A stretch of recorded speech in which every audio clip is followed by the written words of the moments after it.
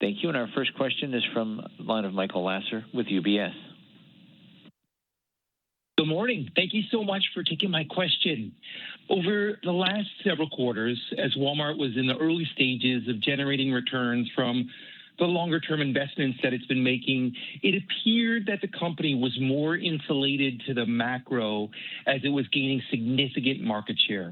Now is Walmart entering a phase where there's just simply more economic sensitivity to the model, or perhaps even less of a counter-cyclical benefit? And how is this factored into the sales and EPS guidance for 2026? And if this macroeconomic sensitivity results in a sales shortfall, what will be the course of action? It may be helpful to frame this with some insight into how the exit rate for 2025, fiscal 2025, unfolded. Thank you very much. Hey, Michael, this is Doug. I'll respond quickly and then hand it over to John David. Basically, we feel the same way we have been feeling. Customers, members are going to be looking for value. They're going to be looking for convenience. The changes that we're making in the company continue to have us appealing to them in those respects in an even better way. So our confidence level is high. I'm really pleased to see such a strong quarter. Being up 5 and up 9 on the bottom line feels really good. Great to see that the momentum is still there. Stores and clubs still driving volume. E-commerce changes are happening. So I think it's really consistent in terms of our view of how we look at the external environment. Sure, Michael, this is John David. With respect to the sensitivity of our model to the macro environment, I hope investors think differently about Walmart because our customers and members are telling us that they do. We're not just known for value. We're also increasingly known for convenience. Our business is performing well. You asked about how we exited the year. January was actually our strongest comp in the U.S. business. But this increased relevance translates into improved financial performance for us as well. As we grow these digital businesses like e-commerce, the incremental margins in our e-commerce business globally for us in the quarter were 11%, over twice the rate of what our overall margin is. But let me address what is maybe the question behind the question as it relates to the outlook for next year. Our business outperformed on virtually every operational and financial metric in the quarter. We feel like we're performing exceptionally well. The guidance that we provided, we feel is very consistent with what we've done in prior years. Keep in mind, each of the last 2 years, we've guided operating income of 4 to 6% growth annually. This year, if you normalize for the effect of leap day and the Vizio transaction, our guidance suggests an outlook of 5 to 7%. That reflects how we all feel about this business. We're really excited about what the year holds for us and what we can do there. We're 1 month into the year, so I think it's prudent to have an outlook that is somewhat measured. We don't want to get ahead of ourselves. There is certainly some unpredictability in any environment that we have, but we feel really good about our ability to navigate that. We feel really good about our relevance with customers, and we feel really good about how our business model is changing to inflect our profits upwards. Yeah, when you take that noise out of the guidance, you can see that we're stepping things up a bit. I think that reflects our confidence. And to be in the position we're in right now with this momentum on the top line and the bottom line and inventory levels being so healthy, we feel like we're in a great spot to start the year. The 2.8% increase in inventory is what we would want. Our in-stock levels look good. We did pull a little bit forward around the edges, but we're selling through that stuff quickly. So really in a good place to begin February. Our next question is from the line of Kate McShane with Goldman Sachs. Please proceed with your question. Hi, good morning. Thanks for taking our question. You had mentioned in the prepared comments that gross margins are still being impacted by mix. How should we think about the mix impact to gross margin in this upcoming fiscal year, especially as general merchandise growth continues to improve? And just as a second question to that, for your alternative revenue businesses, have any of those businesses now reached scale? And if not, would you expect them to reach scale in fiscal year 25? Thank you. I think we got a lot of room to run on the newer businesses. I mean, you can see our shares are really low. It would be great to have general merchandise be strong. You guys might want to comment a little bit on what you're seeing right now. Sure. Good morning, Kate. It's John. Thanks for the question. I would just start by saying I'm really proud of our associates and our team for the quarter that they just had, up 4.6. That compares to 4 a year ago, and really excited about the way they're taking care of customers, momentum that they have. In terms of mix, we did have in the material that we are encouraged by the recent couple quarters in general merchandise. We're seeing better sales, better units. We're seeing unit flow through all across the box, which is great. We measure ourselves in units to ensure that we're delivering for customers. Doug mentioned inventory performance being up just about 3%. We're really pleased with that performance. As mentioned, our in-stock is better. Selling through and seasonal sell-through has been really strong the last couple quarters, which has helped our gross margin. Obviously, that results in savings of markdowns. And on pricing, I would just say, again, thanks to the team, we have over 5,800 rollbacks in stores today. Over 1,000 of those are new in just the last couple of weeks. So we remain focused on value, and I think we're in a really good position to be able to deliver flexibly for customers any way they want to deliver. And the team has done a great job understanding all the moving pieces and how they build that into the cost structure. And I'm really proud of the way the team's positioned going into this year. Yeah, I think, hey, it's Chris Nicholas here, Kate. What I would say is we are seeing a lot of momentum. John David talked about January being the strongest month of the quarter, and we saw the same thing too. We're investing across the member value proposition, and it's really paying dividends and making it easier through digital engagement, making it easier through the member experience we're creating to buy everything you want, whether it's groceries, whether it's consumables, whether it's general merchandise or apparel. We see it all resonating. And, you know, it's interesting. We're seeing our third quarter of GM comp growth, even though it's still a little deflated. So units are running ahead of comps. And we're seeing strength in TVs and technology and apparel. So we're seeing good strength on incredible items at incredible value. So it's not getting old. Yeah, and I would just say across international, as I look at kind of GM sales, we had really strong GM sales in Q4, particularly in events. So if I look across Mexico and Canada, we saw really strong response from our customers. We had our largest sales day ever in Walmex during Elfin Irresistible. And a lot of the sales that we saw particularly were coming through GM and apparel. So happy with how that's all mixing out.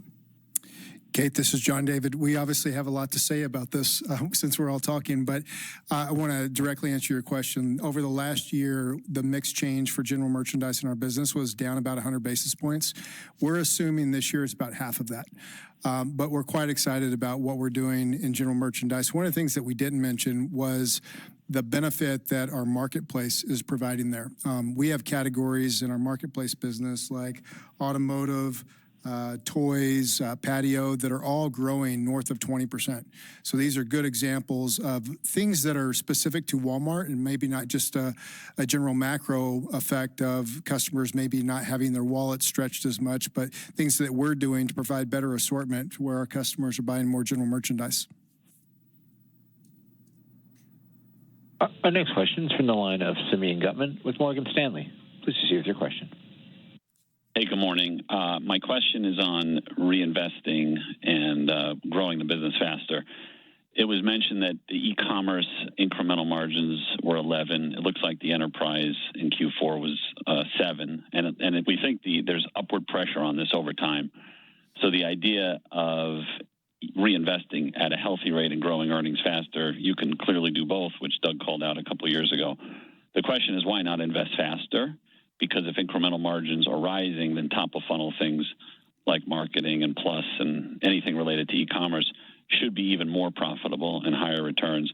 And I think John David said we're leaning in a little bit. If you can speak to that and then talk about this debate of investing at a faster rate. Simeon, thanks for the question. I feel that we're striking the right balance right now between investment and margin expansion. There are some table stake items in our business, and that's investing in price, investing in our associates. We're always going to do that. Over the more recent years, we've invested a lot in our technology platform as well as supply chain automation. But those investments are actually driving the improvements that you see in our results this quarter.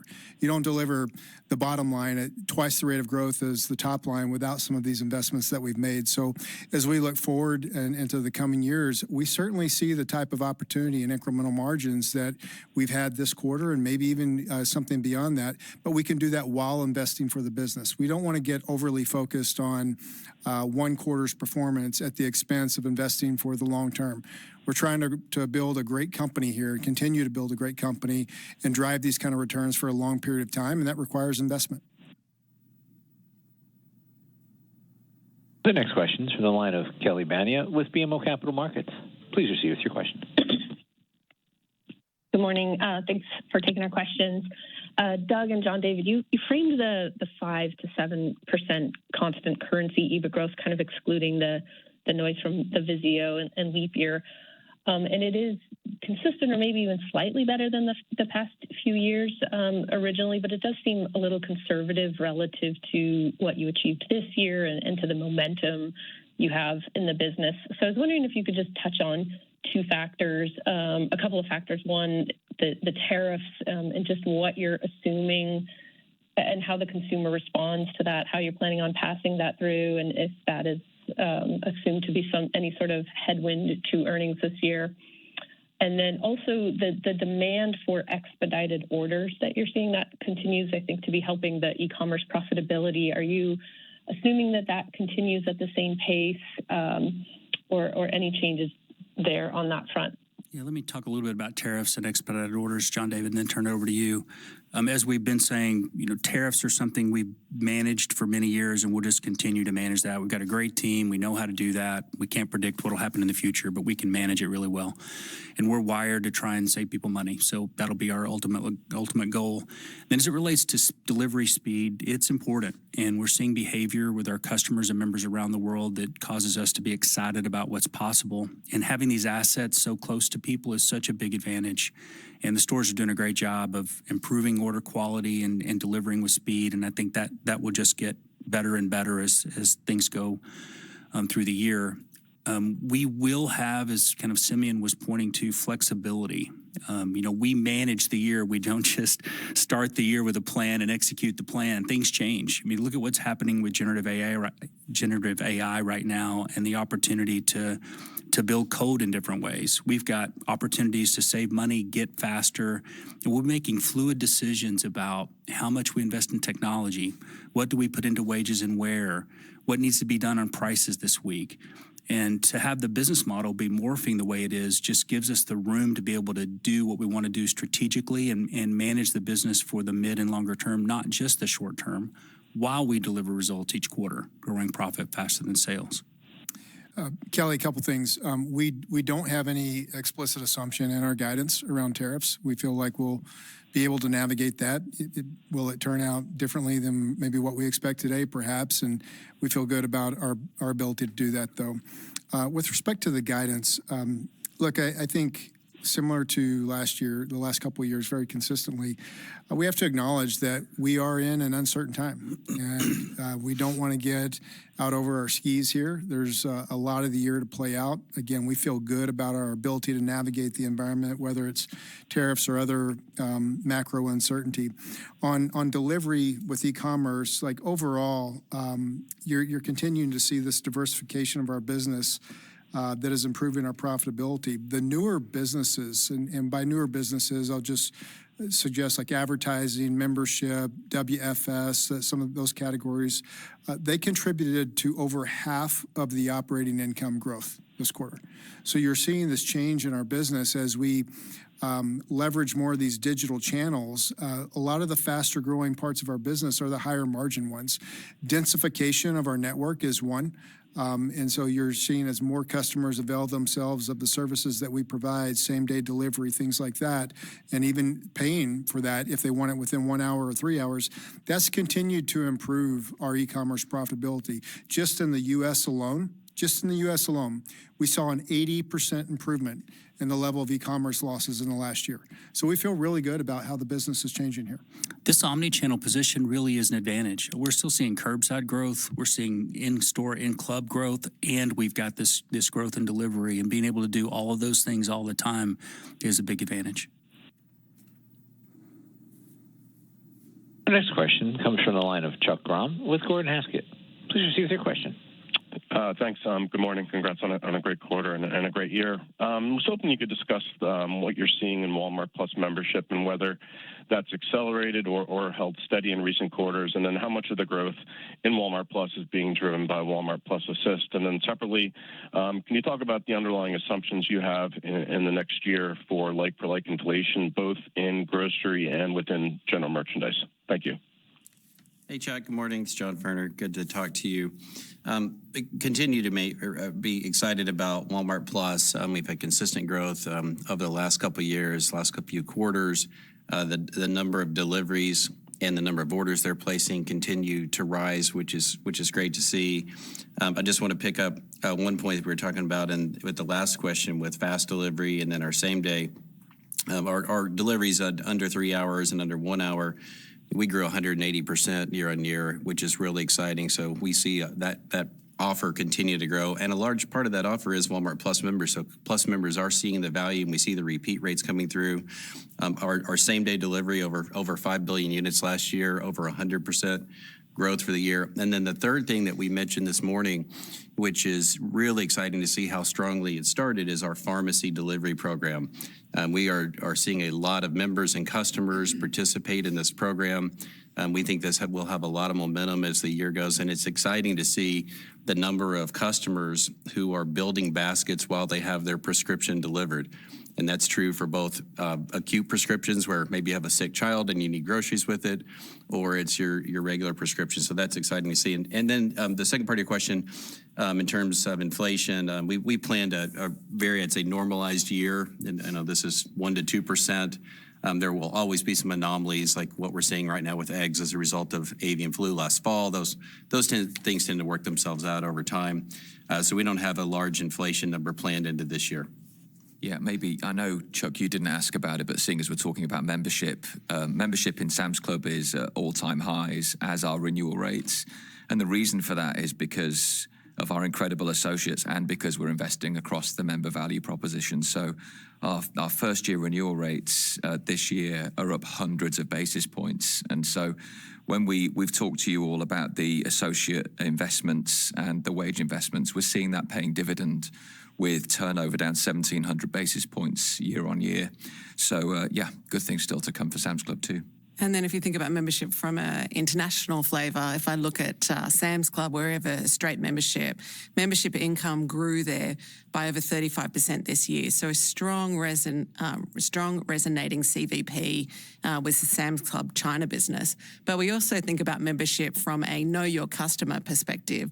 And over the last year, we launched a program called Beneficios in Mexico, and we have had over 45 million customers sign up for that, which enables us to know them, to enable us to also personalize services and offerings to them. Our next questions come from the line of Mike Baker with D.A. Davidson. Please proceed with your question. Great. Thanks. I just wanted to ask about the overall consumer environment, what you're seeing. I think after last call, it was right after the election, you had said that there was a little bit more consumer confidence after the election. Doug, in December, you had said something about storm clouds lifting or something along those lines. Are you still seeing that? Has anything changed in the last couple of months? It seems like the environment maybe has gotten a little bit more volatile. And related to that, I know this is asked a lot, but I'll ask it again. The rollback number of 5,800 seemed to be a little bit less than it was in the last few quarters. Remind us how we think about that. I don't think it's that you're investing less in price, but love to hear that explanation again. Thanks.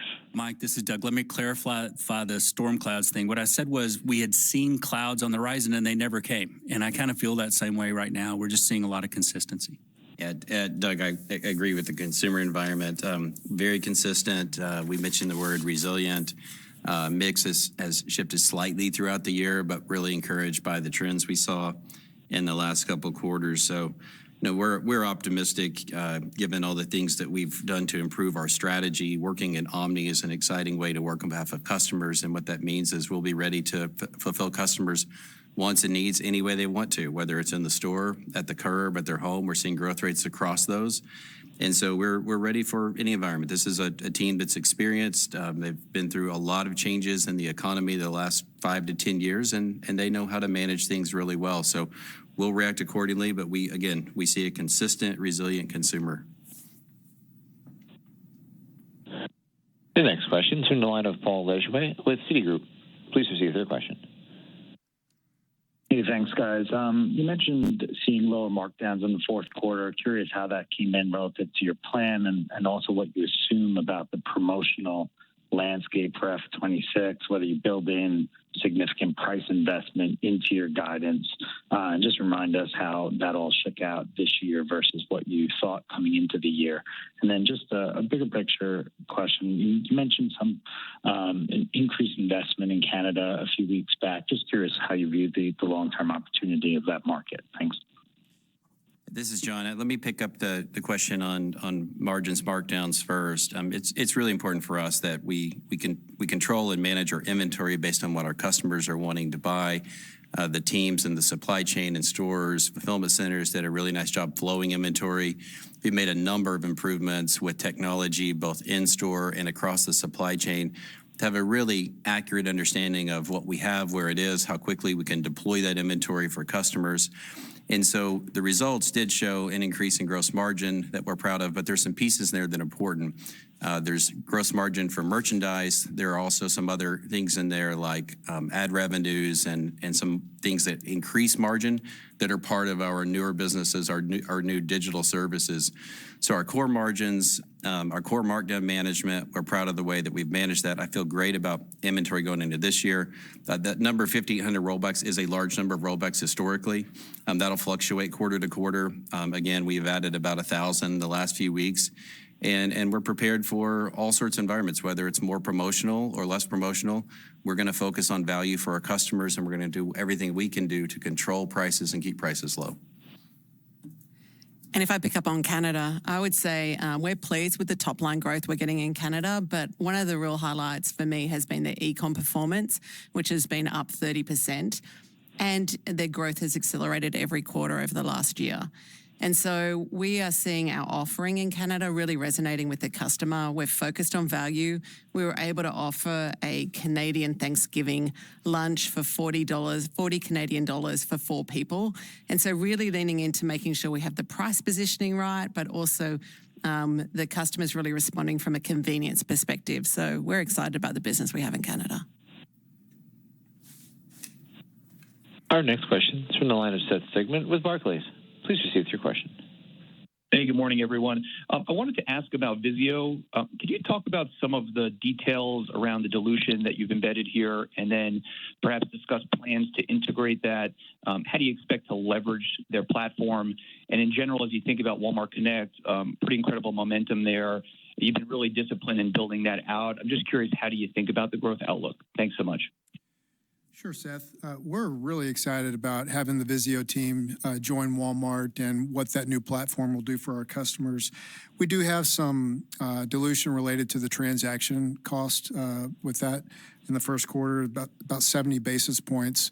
But we expect this transaction to begin being accretive to Walmart next year. And so this will create new channels for us to reach out to our customers and allow them to avail themselves of all the things that Walmart and Sam's provides. But John, you want to add anything else? Sure. I'm really excited about the addition of Vizio to the Walmart family. I've known William and the team for a long time, and it's just great to have them a part of the team. The operating system in Vizio is an impressive operating system. It works with very little friction. It's easy to set up and install. I have several of these personally, and I've acquired more since we started talking about this acquisition. I'm just really pleased with the way it works. For the Walmart Connect business to have more ways to distribute advertising for sellers and suppliers, that's really exciting for them, and we hope to be able to do that in a very efficient way. So we're starting the process of integration, and over this next year, we'll be working on bigger plans for the brand as the teams get more time to work together.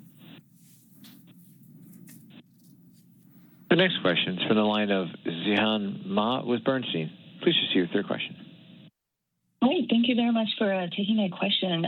I guess I wanted to follow up on the e-commerce side. If you could just help us understand what are the top three drivers of you improving e-commerce profitability between the alternative revenue streams and also reducing core e-commerce cost. And you mentioned retail media membership kind of driving more than 50% of EBIT growth. Are you able to share what proportion of EBIT dollars are now coming from the high-margin alternative revenue streams? Thank you. Let me give you a couple data points here, starting with the last part of your question. So if you just take advertising and membership, just those two categories, that was a little more than a quarter of the overall operating income for us in the quarter. So really encouraged about these new parts of our business. In terms of the drivers of e-commerce profitability, in no particular order, there are a few things that I would call out. One is the densification of our network. So think of this as one of our drivers, instead of delivering a package to one house on a street, is now hitting 4 or 5 houses on that street. So we're able to spread those costs over more volume. And as more customers come to us, this is really improving the unit economics here. The second area would be the fact that over 30% of our customers that are having something delivered from a store are paying something extra to have that delivered within 1 hour or 3 hours. On Christmas Eve, 77% of the orders were this express type delivery. So that certainly helps with the unit economics there. And the third area are these newer parts of our business, like membership, like advertising, that continue to have a lot of runway and improve our margins. Our next question is from the line of Edward Kelly with Wells Fargo. Please proceed with your question. Hi, good morning, everyone. I wanted to start just with a follow-up on that question around econ economics. So, incremental margin of around 11%, obviously good margin. But what does that look like over time? Does that grow? How do we think about ecom overall returning to profitability, or I should say attaining profitability? And then as we look out over time, in addition to that, just kind of curious, issues like immigration, how are you thinking about that? Any impact that you think that might have this year? Ed, this is Doug. When you look at the second P&L as we've described it, it ends up being more profitable than the first P&L. First P&L being kind of the traditional retail store P&L. When you put together e-commerce components like membership and advertising, data monetization, all the things that we get to do as we scale an e-commerce business, it's both first party and third party, by the way. It just lifts the overall operating income percentage of the business, and that's what's happening. So the key is keep the foot on the gas as it relates to e-commerce growth, serving people how they want to be served. And as I mentioned a minute ago, the great thing about Omni is, however someone wants to shop in the moment, we can help them. You want to go to a store or club, we're there and we're close to you. You want to do curbside pickup, you can. You want to get delivered in a variety of forms, we can do that too. And as it relates to immigration, it hasn't been anything that's impacted us in any way that we could share anything interesting. It's a non-event for us so far. Our next question is from the line of Robbie Ohmes with Bank of America. Please proceed with your question. Oh, hey, thanks for taking my question. I think this might be for John David Rainey. Just, operating expenses delevered, I think it was 50-plus basis points in the fourth quarter, excluding the opioid settlement. Can you just help us, tell us how we should think about, the SG&A ratio for Walmart, the puts and takes, for opportunities to be better than expected this year versus worse, but also the sort of way we should think about that long term for Walmart? Sure, Robbie, it's good to speak with you. To start with, I think we need to be grounded in how our business is changing. I talked about in my prepared remarks that our business is 18% e-commerce right now. That's 1,100 basis points higher than it was 5 years ago. The SG&A related to a digital transaction, an e-commerce transaction, is higher than it is for brick and mortar. So historically, we thought of our business when it was more brick and mortar as 20% or maybe slightly below that was a good way to think about the cost profile of that business. As our business moves more digital, it's going to create pressure there. It's just a channel mix equation.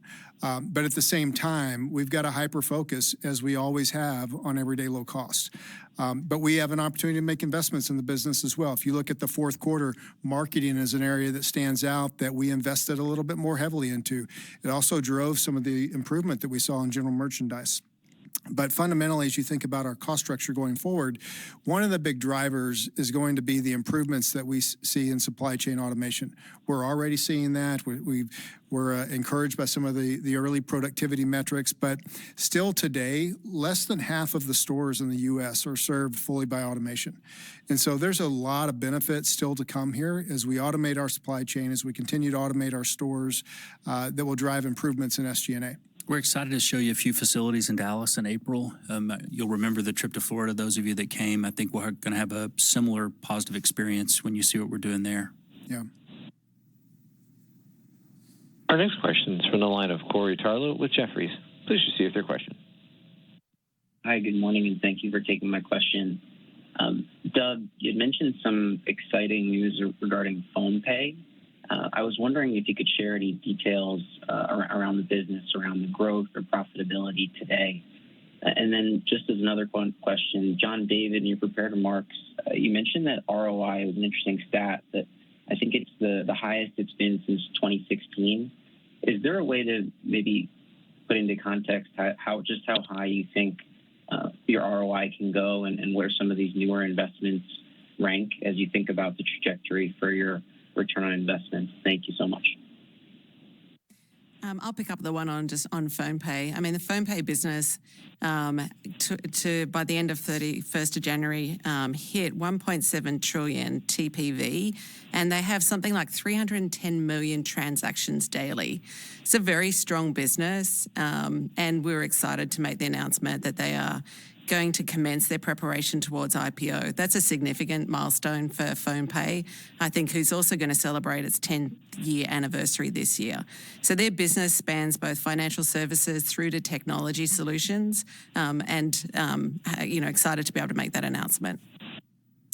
On ROI, first, I think we're fortunate to be a 63-year-old company that has the type of opportunities to invest in itself and drive the returns that we see. I mentioned supply chain automation as one example, but there are many. But these are returns that are approaching 20% in some cases. The standard that we're holding ourselves to is that we want to see our ROI go up every single year. And we've seen that result over the last couple of years. And so, I'd hope that we'd be able to get to historical highs over some period of time. But we want to continue to see that these investments pay off with our ROI going up. Thank you. Our next question is from Rupesh Parikh with Oppenheimer. Please proceed with your question. Good morning, and thanks for taking my questions. I'll be quick here. As we look forward, this year I think free cash flow was down versus last year. Just want to get a sense if we're getting closer to positive free cash flow inflection. And then, we did see an increase in the dividend, so just any updated thoughts on capital allocation going forward? Sure, I'll take that, Rupesh. Good to speak with you. We do feel like we're getting really close to both an earnings and a free cash flow inflection as you look at the benefits of a lot of these changes in our business just becoming larger as the composition of our overall business.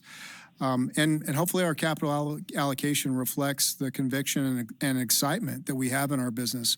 We announced a 13% increase in our dividend.